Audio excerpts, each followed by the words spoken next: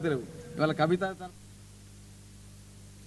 నెల్లూరు జిల్లా కావలిలోని ఎమ్మెల్యే కార్యాలయంలో 30 మంది అంగన్వాడీ హెల్పర్లు వర్కర్స్ కు ఎమ్మెల్యే కావ్యకృష్ణారెడ్డి నియామక పత్రాలు అందజేశారు. ఈ సందర్భంగా ఆమె మాట్లాడుతూ పిల్లలు బాలింతలకు పౌష్టికాహారం అందివ్వడం బాధ్యతగా తీసుకోవాలని చెప్పారు. ప్రభుత్వం ఖర్చు పెట్టి అందిస్తున్న పౌష్టికాహారాన్ని సమర్థవంతంగా వినియోగించాలని కోరారు.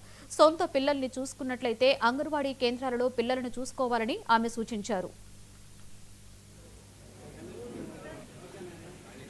దాన్ని కూడా ఈరోజు ప్రభుత్వం ప్రతి సందర్భంలోనూ గుడ్లు కానించి మినరల్స్ కానించి ఫుడ్ కానించి పాలపొడి కానించి అన్ని కూడా ఈ రోజున ఆ బాలింతలకు అందిస్తున్నారు. కాబట్టి ఆ బాలింతలు ఆరోగ్యంగా ఉంటే ఆరోగ్యవంతులైన తల్లి మంచి పాలిస్తే తల్లి పాలు కంటే మించినటువంటి అమృతం లేదు. కాబట్టి అమృతమైనటువంటి ఆ బిడ్డకు అమృతమైనటువంటి పాలు బాగా తల్లికి వచ్చే విధంగా మన అంగన్వాడీ కేంద్రాల ద్వారా ఇచ్చేటువంటి పౌష్టికాహారాన్ని ఆ బాలింతలకు అందించే దాంట్లో అంగన్వాడీ వర్కర్స్ గా మీరు హెల్పర్స్ గా మీరు పని చేయాల్సినటువంటి అవసరం ఉందనే విషయాన్ని కూడా మీరు గుర్తించుకోవాల్సినటువంటి అవసరం ఉంది. అదేవిధంగా మూడోది బిడ్డలు 72 నెలల వరకు అంటే దాదాపు 6వ సంవత్సరంలో 1వ తరగతి అంటే జనరల్ గా ఇప్పుడు 4వ సంవత్సరంలో నుంచి పిల్లల్ని స్కూల్కి పంపిస్తున్నారు.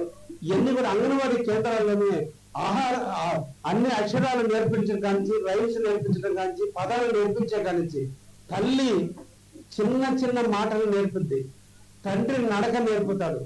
జీవితంలో ఆ బిడ్డకి మొదటి గురువులు మీరు. దాన్ని కూడా ఈరోజు ప్రభుత్వం ప్రతి